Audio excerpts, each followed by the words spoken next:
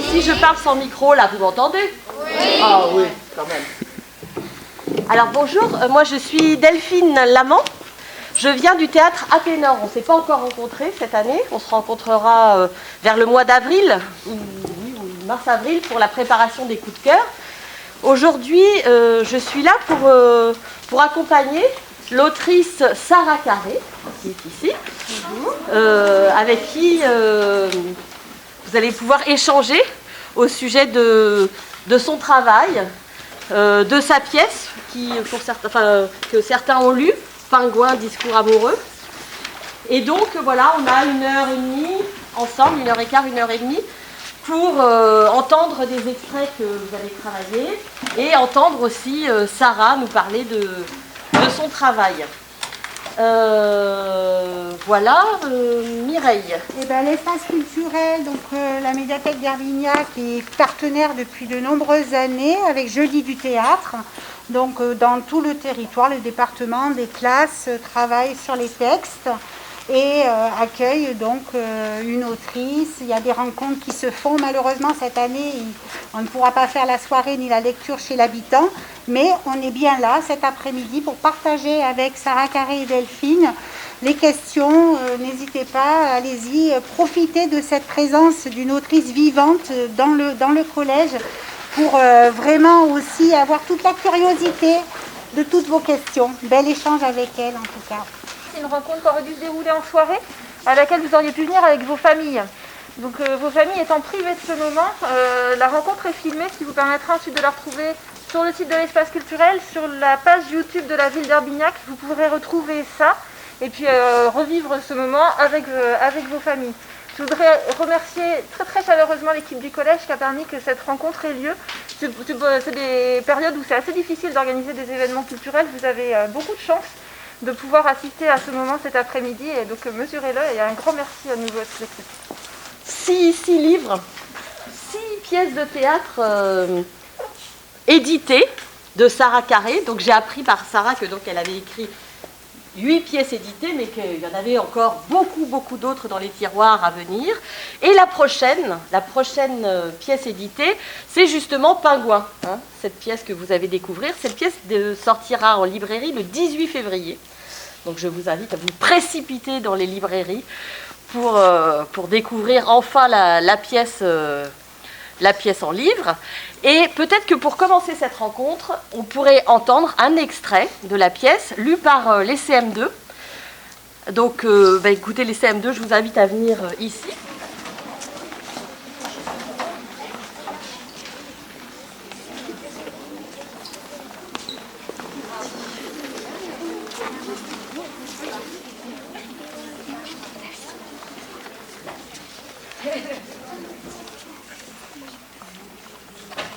En avril, découvre-toi d'un fil et fais ce qu'il te plaît. Mais qu'est-ce que tu fais toute nue, Amazon?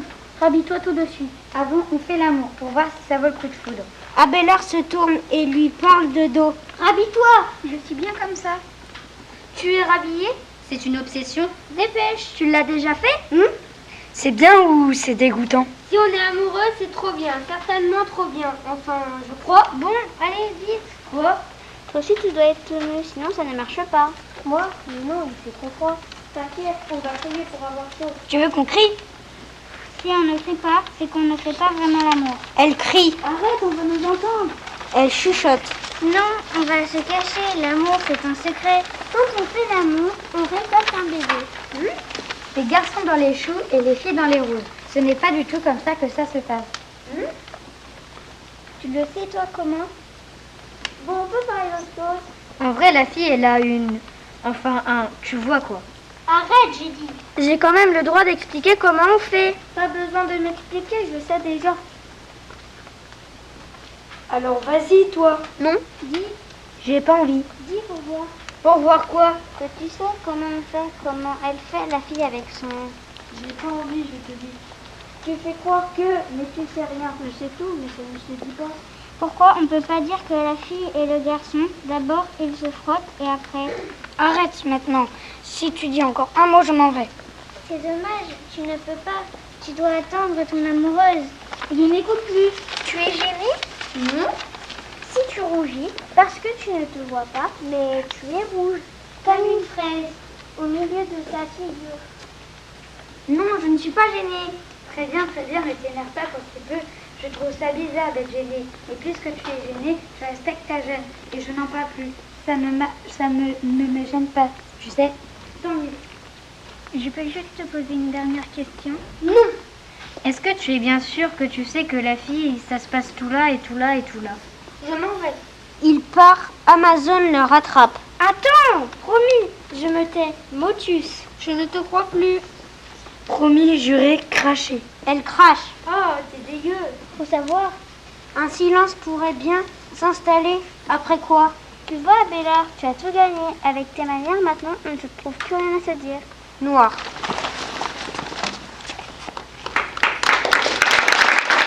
Une scène... C'est la meilleure. La meilleure scène de la pièce. Comment Là. C'est marrant, ce matin, on est allé dans une autre classe de CM2 à Saint-Nazaire.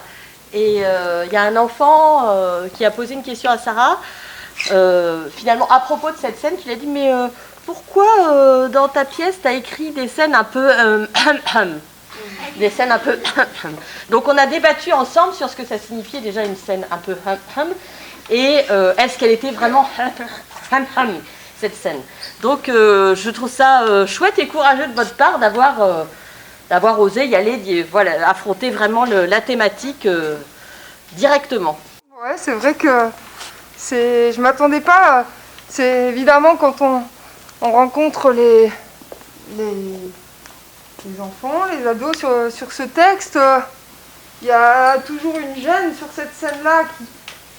parfois elle gêne encore plus les adultes qui accompagnent les enfants que les enfants eux-mêmes. Mais et en tout cas, forcément, elle crée quelque chose d'inconfortable. Et du coup, soit on me pose la question dessus, on me pose des questions sur cette scène au bout d'un moment, ou bien on évite. Mais c'est la première fois que j'entends des enfants se l'approprier et du coup aller complètement dans la lecture et qui plus est tous ensemble. Je trouve ça, comme le disait Delphine, je trouve ça plutôt courageux et du coup je vous en remercie puisque c'est la première fois que je l'entends. Je suis assez touchée de l'entendre cette scène. Pourquoi est-ce que c'est gênant? D'abord, ça ne l'est pas forcément et ça ne l'est pas de la même manière peut-être pour les uns et pour les autres. Ça ne l'est pas au même endroit. Et puis ça peut être gênant mais agréable quand même. Ayant regardé beaucoup de dessins animés, je me dis, mais à un moment donné,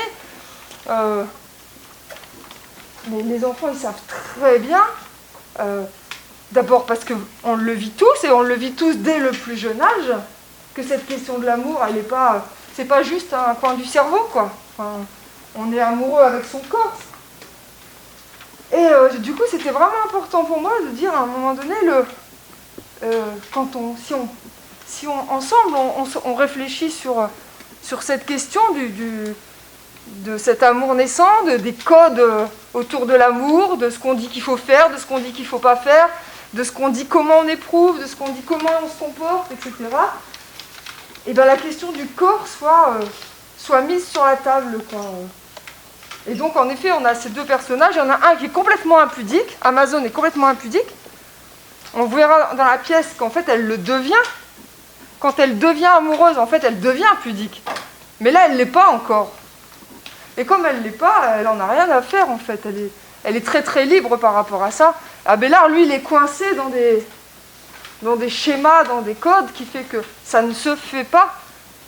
Même si en fait, il est peut-être très très content qu'elle le fasse. Mais en tout cas, dans son schéma à lui, ça ne se fait pas.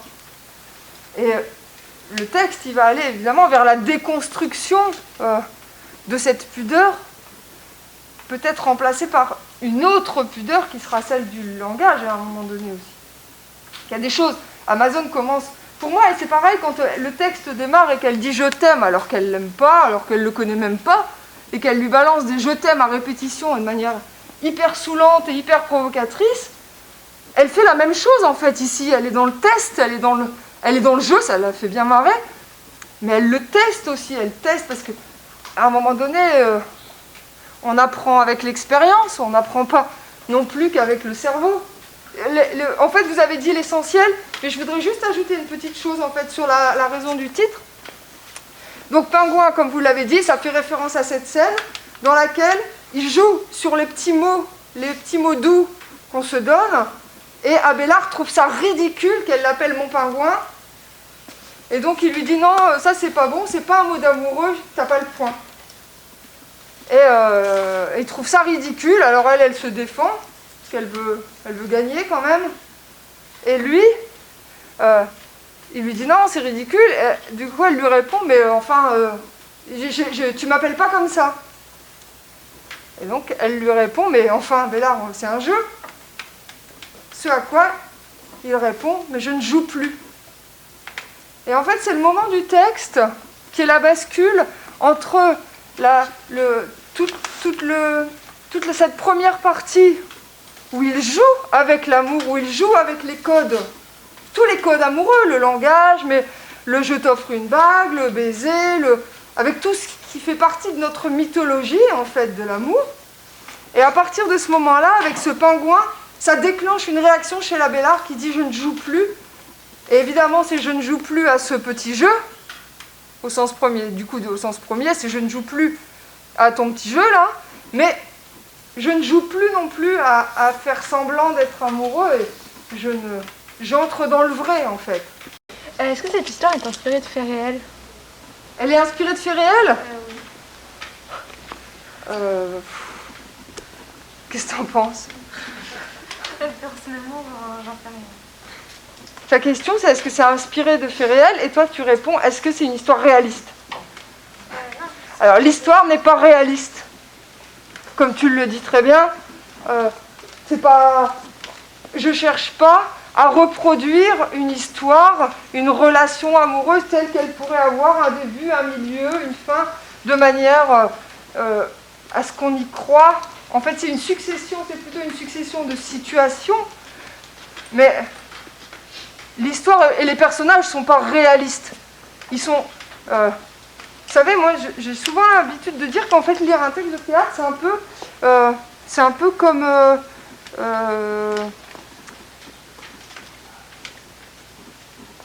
c'est un peu comme un Cluedo, quoi. Il faut chercher les signes. Question de ce côté-ci. Vas-y. Pourquoi vous avez voulu écrire ce texte, Pingouin discours amoureux?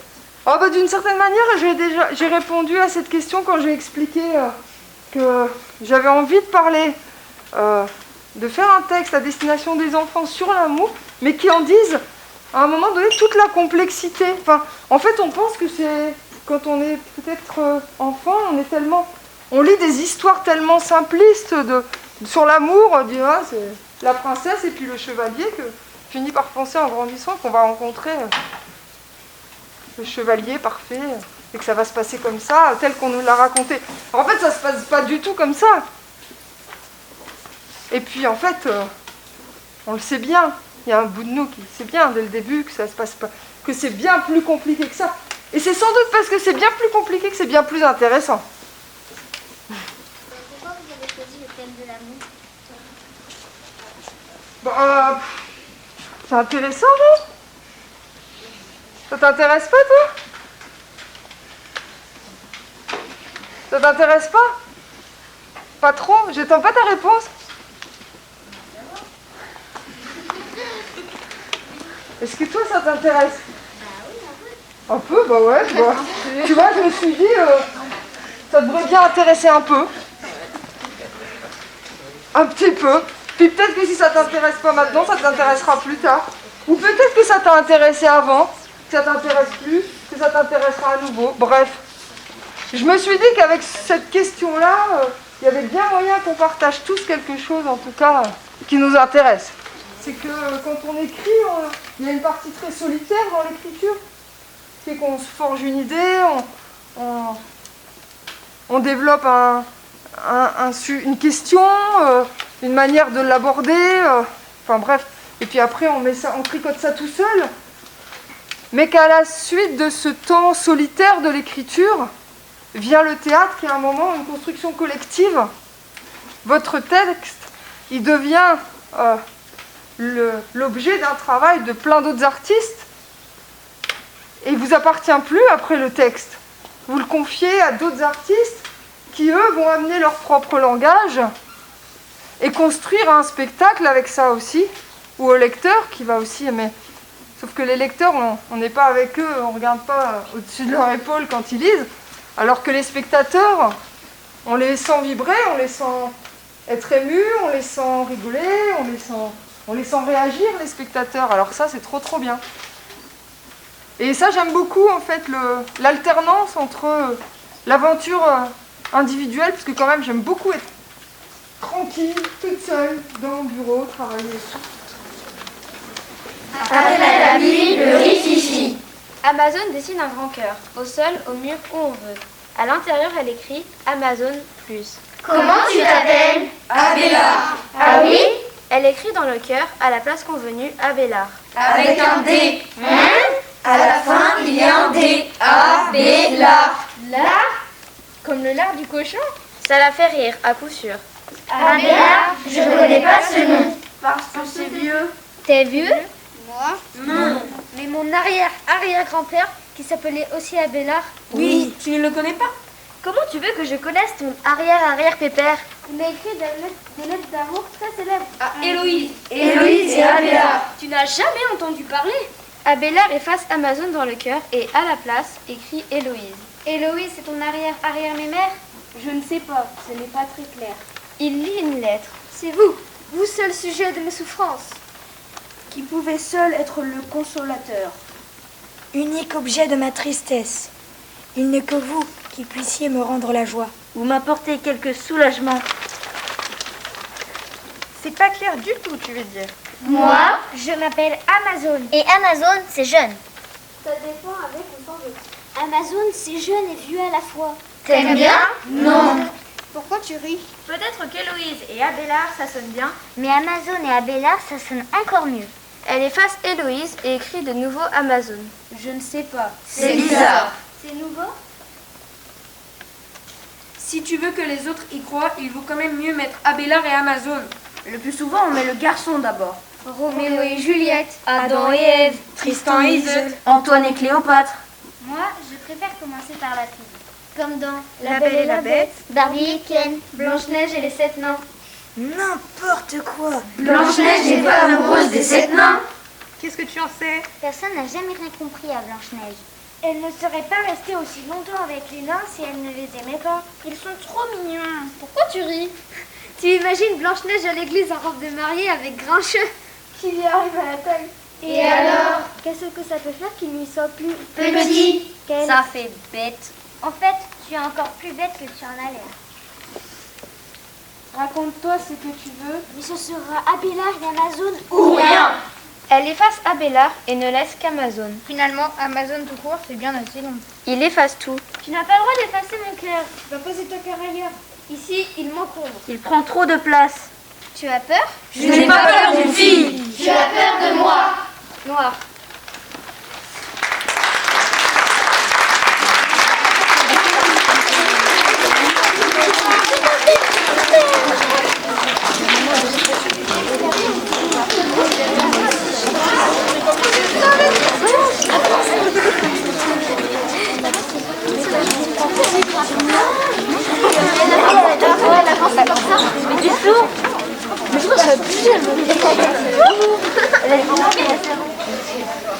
C'est rigolo pour moi d'entendre ce texte qui est un dialogue entre deux personnages et de l'entendre de manière chorale comme ça, parce que c'est marrant, ça lui donne une espèce d'écho en fait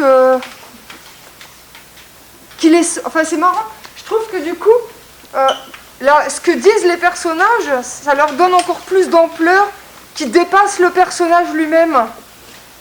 Vous voyez ce que je veux dire ou pas? Le fait d'avoir un groupe qui dit quelque chose, et ben ça lui donne une ampleur qui est différente d'un personnage seul qui s'exprime et du coup à qui on attribue la parole. Ouais, mais c'est bien. C'est intéressant en tout cas. Oui. Mais est-ce que c'est fait exprès que tous les personnages commencent par un A comme dans Amoureux? Alors, pas du tout, j'y ai pas du tout pensé. Mais c'est une très bonne remarque. Tout à fait, ouais. Non, non, pas du tout, j'ai pas du tout. Tu sais, vous savez, quand on écrit, il y a parfois, il y a beaucoup de choses auxquelles on pense évidemment, puis parfois il y a des choses comme ça qui nous échappent. Avez-vous eu déjà des remarques sur les faits que certains moments sont gênants? Ah bah, je crois que tu as la réponse. Je crois que tu as eu la réponse à la question, on en a longuement parlé après du coup. En fait, le théâtre, c'est très très peu lu. C'est pour ça que c'est hyper important qu'il y ait des gens comme tous les adultes qui sont ici, qui participent à faire connaître le théâtre et la lecture du théâtre, parce que c'est lire du théâtre, demandez autour de vous et demandez même dans les adultes qui vous entourent à quelqu'un s'il a déjà lu du théâtre, vous verrez qu'il vous répondra non, parce qu'on a dans l'idée que c'est très compliqué de lire du théâtre. Vous trouvez que c'est compliqué, vous? Non. C'est pas plus compliqué qu'autre chose? Ça l'est peut-être même moins. Mais on a dans l'idée que c'est compliqué de lire du théâtre. Et par conséquent, le texte de théâtre est très peu médiatisé. Dans les magazines, les journaux n'en parlent quasiment pas. On n'en parle pas à la radio, on n'en parle pas à la télé. On en parle très très peu. C'est très récent aussi alors pas le théâtre, mais le texte de théâtre, et notamment le texte de théâtre à l'adresse de l'enfance et la jeunesse, c'est quelque chose de très récent aussi. Les adultes qui sont dans cette salle n'ont pas eu à votre âge la possibilité de lire des textes de théâtre qui étaient écrits pour eux. Donc c'est aussi un champ de la littérature qui est nouveau et dont on espère qu'il va prendre sa place aussi, mais voilà, il faut beaucoup de foi.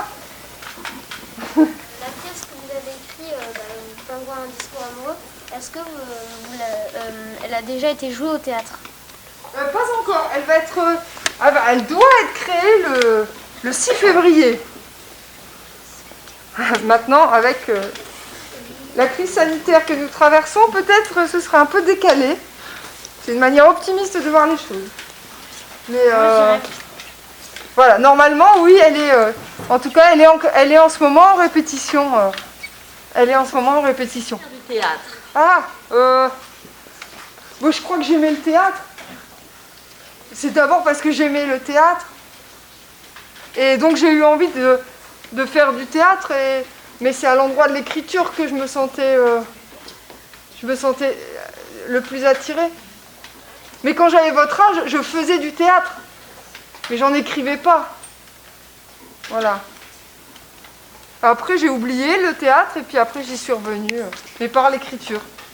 Pourquoi du théâtre pour les personnes assez jeunes?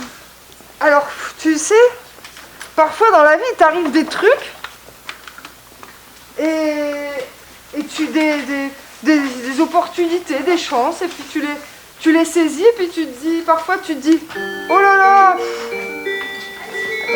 elle est belle cette sonnerie. Tu lisais quoi quand tu étais plus jeune comme théâtre? Il n'y en avait pas du théâtre. J'ai commencé à lire le théâtre quand j'étais au collège, en classe, quoi. Mais je lisais, j'ai commencé par lire Molière, et puis après quand même, comme je faisais du théâtre, j'ai lu d'autres choses qui étaient plus... qui étaient du XXe siècle, tu vois, mais si je te donne des noms, ça va rien te dire. Vous avez commencé le théâtre à quel âge? De faire du théâtre ou de l'écrire? Non, de faire du théâtre. Bah, je te dis, j'avais quasiment votre âge. J'étais en 4e quand j'ai commencé à faire. Celle du club Apollo, un club où l'on apprend à construire des fusées expérimentales. Axel arrive, elle attend là. On avance, Pour rentrer la première, elle n'a rien oublié. Ses livres, sa tablette, sa maquette. Son sac est plus gros qu'elle. Elle piétine d'impatience. Elle a chaud aux oreilles. Pour oublier qu'elle attend, elle récite ses tables de multiplication. À l'endroit, à l'envers. Et ses portes qui ne veulent pas s'ouvrir. Elle a hâte de voir Monsieur Zinovitch. Elle aime bien sa drôle de moustache. Les garçons du club arrivent enfin, en bloc. Ils la regardent, comme ça, de con. Qu'est-ce qu'elle fout ici, la fille? Psst, la pisseuse. Psst, hé, la pisseuse. Psst, c'est un club fusée ici, pas un club poupée. C'est celui qui dit ça qui la pousse. Avec le poids du sac, elle tombe, la tête la première. Tous les autres se marrent. Elle se relève, toute sale. Elle fait comme si elle n'avait pas mal. Le plus grand, c'est Maxence. Elle le connaît. Il fait du rugby avec son frère Alex. Il ramasse le sac d'Axel, glisse une main à l'intérieur et en sort une maquette de fusée. Il la pose au sol, comme pour la faire décoller, comme pour l'admirer. Au lieu de quoi, il l'écrase. Apparaît Axel, crise de nerfs, de larmes, de tout ce qu'on veut. Au milieu des sanglots, quelques mots. Elle tente d'expliquer, en vain, on n'y comprend rien. Quand tout est sorti, quand tout est sec, elle peut enfin raconter à son frère Alex. Je suis coincée entre la porte du club et les garçons. Il s'amuse à lancer mon sac. Je ne peux pas bouger. Je ne peux rien dire. Les mots qui restent bloqués dans ta tête. Ils vont de ton cerveau à ta gorge et ils font bouchon. Là, ça fait mal. Tu vois, juste là. Je sais. Monsieur Zinovitch, le prof, il ouvre enfin. Qu'est-ce qui se passe ici? Je suis soulagée, mais là... Là, il me voit et il dit. Eh ben voilà, je m'en doutais. Il dit. J'en étais sûre. Premier jour et c'est déjà compliqué. Avec les filles, c'est toujours compliqué. Moi, à ta place... J'avais même rien fait, Alex. J'ai rien dit. Tu attends quoi, Axel? Va t'asseoir. Il dit, monsieur Zinovitch. Où? Il n'y a plus une seule place. Ils m'ont tous bousculé pour passer devant. Alors, les gars, où est-ce qu'il reste une petite place? Une petite place pour notre petite demoiselle. Maxence, il prend exprès 2 chaises avec ses grosses fesses. Je m'en occupe de Maxence, t'inquiète. Ils étaient sales, les mots de monsieur Zinovitch. Comment te dire? À chaque parole, je devenais encore plus moche. Plus nul. À ta place... À ma place, tu aurais une place, Alex. Pas interdit aussi que je sache. J'ai le droit. Depuis 2 ans, j'attends. C'est long d'avoir 10 ans. Change de club, pas du dessin. Je veux construire des fusées, les conduire, pas les dessiner. Mais tu n'es pas forcé de... Si je veux être astronaute... Quel rapport avec le club Apollo? Si je veux être astronaute... D'abord, j'apprends à construire des fusées. Ensuite, je les pilote. C'est comme ça. Le club, c'est la première marche. Si je la rate... Je ne la raterai pas. Ratatine-la, on s'est caché, Maxence. Je m'occupe du reste.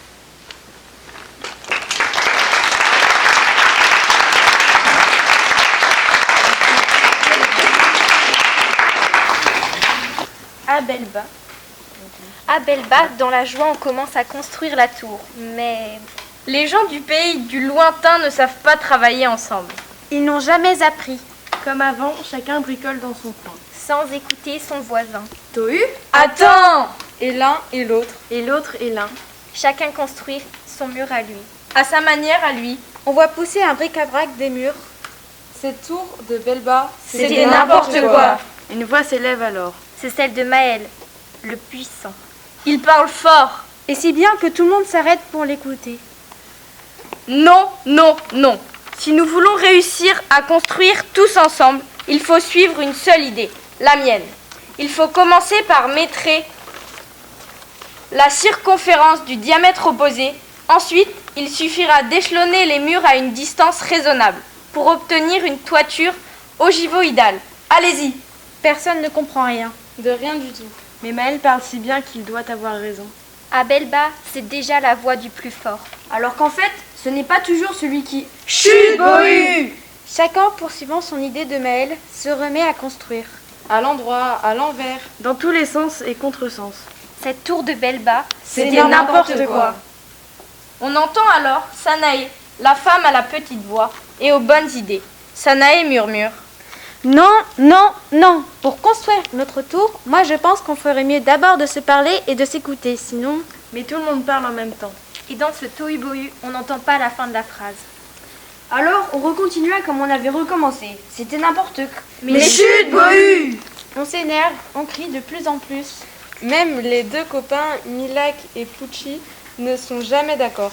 Ils hurlent à qui mieux mieux. Les premières disputes éclatent. Méchant! Moi? Oui, méchant. Toi, hyper gros méchant. Maintenant, les gens se balancent même des briques à la figure. Tu ne m'écoutes jamais. Toi non plus. Tiens, prends ça. Aïe, ouille. On n'a jamais vu ça. Du sang. Des bosses. Des bleus. C'est scandaleux. À Bohu qui mime la dispute. Bohu, arrête. Mais pour raconter ensemble, moi je pense qu'on ferait mieux de Abella. Du coup, on a assez parce qu'on l'écoute jamais. Alors il fait l'andouille. Le trognon de pomme. La grande saucisse. Il invente des nouvelles grimaces. Il dessine même sur les murs. Bohu imite Yuko à sa manière, sans doute. De plus en plus libre. Pour nous faire rire, bien sûr. Il dessine. Au public. Vous ne m'écoutez pas. À Bohu qui déborde de bonnes idées pour nous amuser. N'importe quoi, Bohu. Au public. Non, mais c'est moi. C'est moi qui raconte.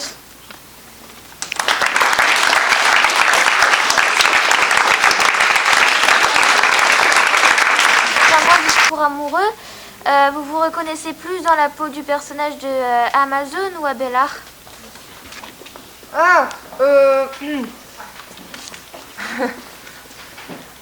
Je vais te répondre et puis après on reviendra quand même parce que peut-être que notamment ceux qui ont lu ont peut-être envie de d'échanger un petit peu sur les deux autres textes, mais je te réponds quand même parce que je pense qu'elle est intéressante ta question. Je crois que j'aimerais bien ressembler je crois que spontanément j'ai envie de te répondre Amazon. Mais en fait, je suis pas sûre du tout. Je crois qu'on est... Je pense qu'en fait, on est quand même... Non, je vais pas dire on. Je pense que je suis vraiment faite des deux. Vraiment. Bravo d'abord. C'était aussi de belles lectures. C'est rigolo pour moi aussi de les entendre parce que... alors, une cosmonaute est un souci dans notre galaxie. C'est un texte qui a déjà... j'ai écrit il y a 7 ans. Donc il est ancien pour moi ce texte. Et c'est un texte que j'ai écrit pour ma compagnie de théâtre. Donc on en a fait un spectacle. Mais je dirais même que c'est un texte qui est particulier parce que contrairement aux autres, c'est ce qu'on appelle une écriture au plateau. C'est-à-dire que j'ai écrit sur la base de ce qui se passait au plateau avec les comédiens et les comédiennes. Contrairement aux autres textes que j'ai écrits et après qui deviennent des spectacles, là c'est un texte qui s'est écrit au fur et à mesure du travail sur la scène. Et c'est pour ça que dans ce texte, il y a à la fois une histoire, le passage que vous avez lu, c'est un passage qui concerne l'histoire d'Axel, c'est le début où on entend qu'elle souhaite devenir cosmonaute et que pour ça elle s'inscrit dans un club qui fabrique où on apprend à fabriquer des fusées expérimentales et où c'est difficile. Mais cette histoire des deux enfants, Axel et Alex, le jumeau et la jumelle, viennent croiser ce que les comédiens et les comédiennes adultes disent d'eux-mêmes. Donc dans le spectacle, se croisent, et donc dans le texte, vous l'avez vu, se croisent des moments de reportage qui parlent des femmes cosmonautes actuelles, et des moments où ça se voit moins dans le texte, mais des moments où les comédiens et les comédiennes parlent d'eux-mêmes aussi, de comment est-ce qu'ils se sentent hommes, et comment est-ce qu'ils se sentent femmes, et quelle place ça donne. Est-ce que le genre qui est le nôtre nous donne la même place dans le monde dans lequel on vit? Voilà, donc c'est un texte du coup que j'ai rarement entendu parce qu'on en a tout de suite fait un spectacle. Comment vous avez choisi en fait de travailler d'abord sur ce texte-là et sur cette scène-là? Ce sont les professeurs de français qui nous ont proposé plusieurs textes. Ouais. Et parce qu'au début, on n'était pas très nombreux, donc on a essayé de prendre un texte auquel on pouvait où il y avait assez de personnes. Donc on avait choisi le cosmonaute. C'est vraiment ça. Et ensuite, il y en a d'autres qui sont arrivés et ils ont choisi leur texte de leur côté. vous avez lu que un extrait qui est un extrait... Ouais, voilà. En fait, dans Babil, vous avez dû l'entendre, pour ceux qui ne connaissent pas, il y a deux fils narratifs qui avancent en même temps. En fait, il y a Tohu et Bohu, qui essayent de raconter une histoire et qui sont confrontés à la difficulté d'équilibrer les choses, de se répartir la parole pour réussir à raconter au public. Et puis il y a l'histoire qui raconte, qui est elle-même l'histoire de personnages, enfin leur histoire en fait, c'est l'histoire de personnages qui aussi peinent à construire ensemble une tour qu'ils appellent la tour de Belba, qui est évidemment en verlan la tour de Babel, qui elle est un épisode de la mythologie biblique, qui raconte la dispersion des langues. Sauf que là, comme c'est la tour de Babel en verlan, elle raconte le rassemblement des hommes autour de cette tour plutôt que leur dispersion. Avec vous, on vous propose un petit moment de lecture qu'on va faire, qu'on va vous faire entendre, Sarah et moi. Alors on n'a pas préparé, hein, c'est une lecture comme ça, offerte. Normalement, je connais à peu près le texte. Voilà. On a deux propositions. Enfin, Sarah, tu vas les exposer, puis vous allez... Non, c'est parce qu'on hésite avec Delphine. On se dit soit on vous lit un autre extrait de Pingouin, un discours amoureux, puisqu'on en a beaucoup parlé, peut-être que ceux qui ne l'ont pas lu ont envie d'entendre d'autres passages. Ou bien vous dites, ouais, c'est bon, on a déjà lu, on en a assez entendu parler. Et à ce moment-là, on vous lit un extrait de mon dernier texte, qui s'appelle 2 pommes et un melon. C'est vous qui choisissez ce que vous voulez mettre au menu. Alors donc ce dernier texte s'appelle 2 pommes et un melon. On a deux personnages imaginaires et rituels. Imaginaire dit mag et rituel dit rite. Tu veux faire mag ou tu veux faire rite? Alors on va dire mag. Alors je serai rite. Tu veux bien lire la didascalie? Bien sûr.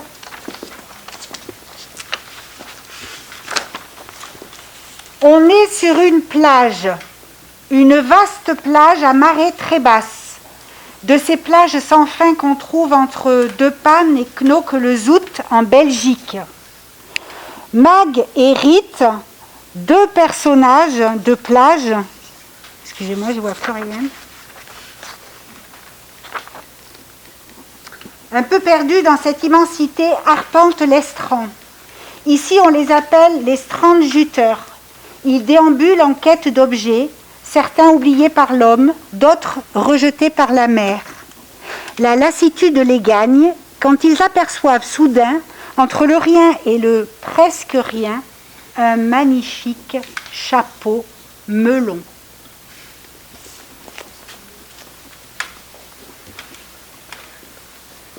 Qu'est-ce que tu regardes? La même chose que toi. Qu'est-ce que je regarde alors? La même chose que moi.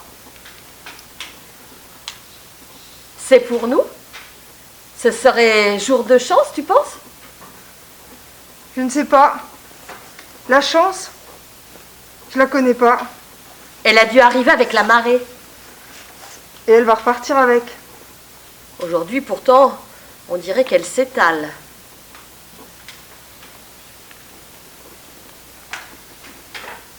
Mag a les yeux rivés au chapeau melon. La mer nous l'a apporté, déposé ici, sur le sable, pour nous faire plaisir. Ce n'est pas son genre. La mer s'énerve, tempête, divague. Ça, oui, mais... La mer qui nous fait un cadeau. Ah, c'est chic. Chapeau, la mer. Dis, ce ne serait pas Noël, des fois? Une fois, peut-être. Mais aujourd'hui, non. Comment tu sais? Il suffit de voir comment on est habillé. Merci. Merci, Zessie. Danke de Sie. Ah, arrête d'hurler. Je peux quand même dire merci à la mère, non? Dis merci, toi aussi. Tu rêves. Pas aujourd'hui, Rite. Je ne crois pas. Un vieux chapeau, ça craint, ça sert à rien. Pour une fois que ce n'est pas du plastique, regarde, regarde-le, il est comme neuf. On dirait qu'il a 100 ans. Neuf comme un œuf, presque. Ou un melon. Ah, rien t'amuse. Rien ne t'amuse. Tu n'es qu'un bonnet de nuit, Rite. Parfaitement. Je suis fatiguée. Et j'irai bien dormir 100 ans au bois dormant. Ça, Rite, je le vois, c'est un chapeau qui réveille. Chapeau de malheur. Retour à l'envoyeur. Rite ramasse le chapeau et veut le jeter à la mer. Non, non, donne. Mag le lui prend des mains. C'est un chapeau voyageur. Il est bizarre. Il m'inspire pas confiance. Un chapeau migrateur. Qui reste chez lui. La beauté, Rite. La beauté s'invite à nos pieds et sur nos têtes. Elle est venue en noir, ta beauté. En noir triste. Noir de jet, noir de joie. Mag s'apprête à mettre le chapeau. Attends. Et s'il est pollué ou empoisonné?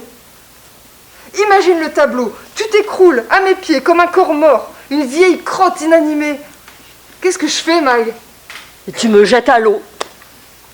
Un homme à la mer. Allez, Rite. Un homme à la mer. Un homme à la mer. Mag, tu veux vraiment mettre ce machin sur ta tête? Ou d'autres. T'es sérieux? Mais non, Rite. On est là pour jouer.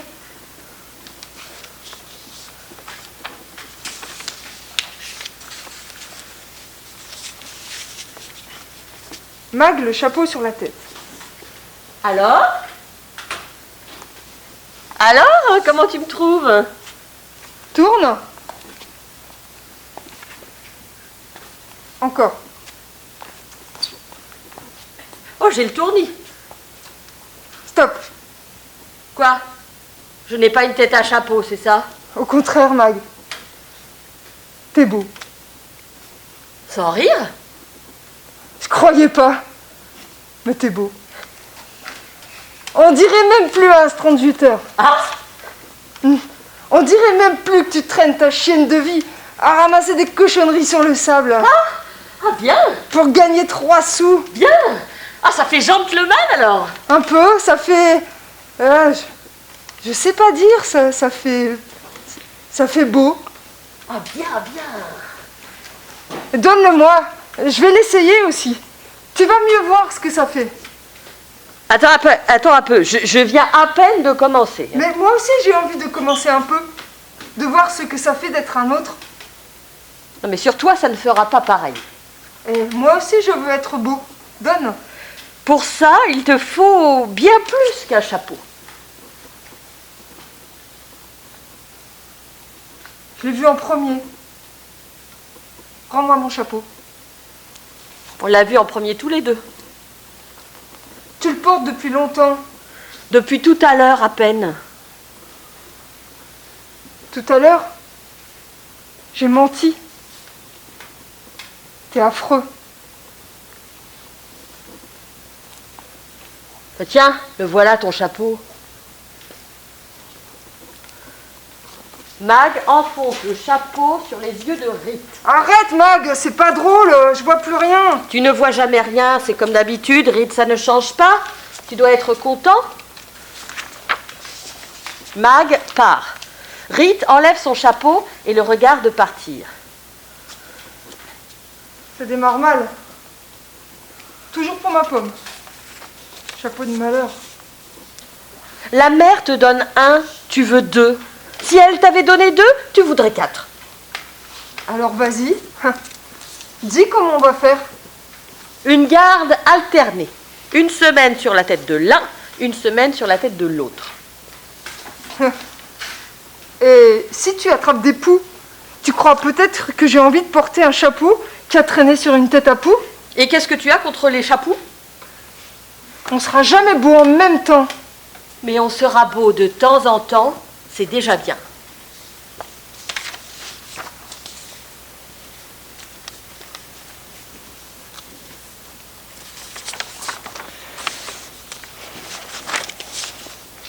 Qu'est-ce qui te prend, Mag?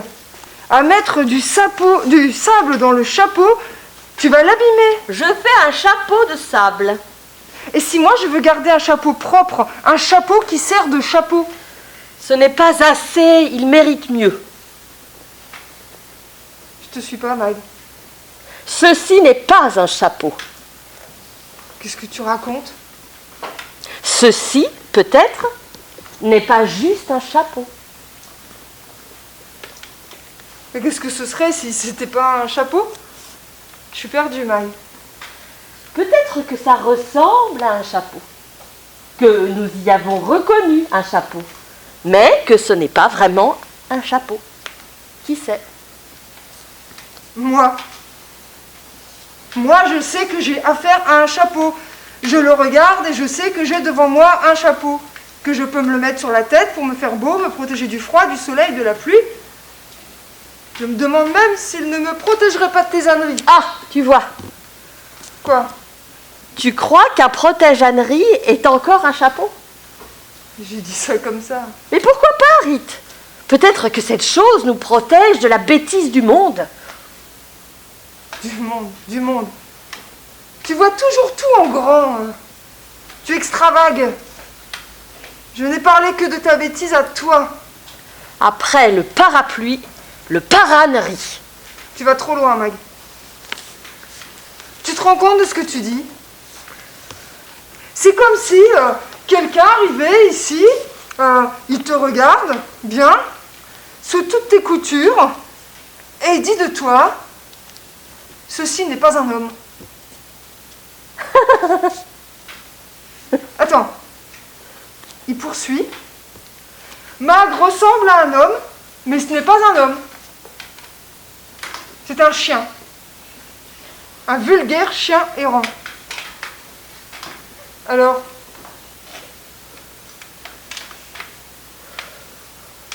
Alors, qu'est-ce que tu lui dis? Je le dégage à coups de pied, l'abruti. Sûr qu'il ne remettra plus les pieds ici. Tu ferais ça pour moi, Rite? Pour sûr. Merci. De rien. Ce n'est pas rien. Oh non.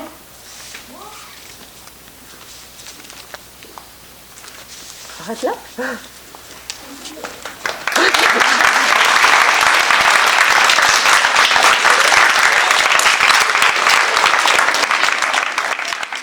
Alors le texte qu'on a commencé à lire, il est dans ce recueil-là qui s'appelle C'est quoi la mer, que vous pouvez trouver aussi. Et il y a 7 textes d'auteurs, de 7 auteurs différents. Et en fait, la volonté, c'était de nous commander des textes courts de 20 minutes avec 2 personnages. Enfin, 2 interprètes, qui puissent être joués par 2 interprètes. Voilà. Donc moi, je ne me suis pas cassé la tête, j'ai fait 2 personnages. Pour une fois, je ne suis pas trop. Voilà. Donc vous pouvez retrouver le texte dans ce recueil-là. Avant qu'on se quitte, pas de regret, pas de frustration majeure chez aucun d'entre vous? Tout va bien? Super. Et bien alors il me reste à vous remercier de votre attention, de votre intérêt. Remercier évidemment le collège d'avoir rendu. Voilà. Attendez, on se dit vraiment au revoir. On prend le temps de se dire au revoir et puis après. Il n'y a plus beaucoup, ça devient très compliqué de rencontrer, de se rencontrer, qui que ce soit d'ailleurs. Donc vraiment merci de continuer à avoir la volonté de rendre ce qui est possible. Et puis évidemment, merci à vous. Merci à vous. Merci beaucoup. De votre invitation.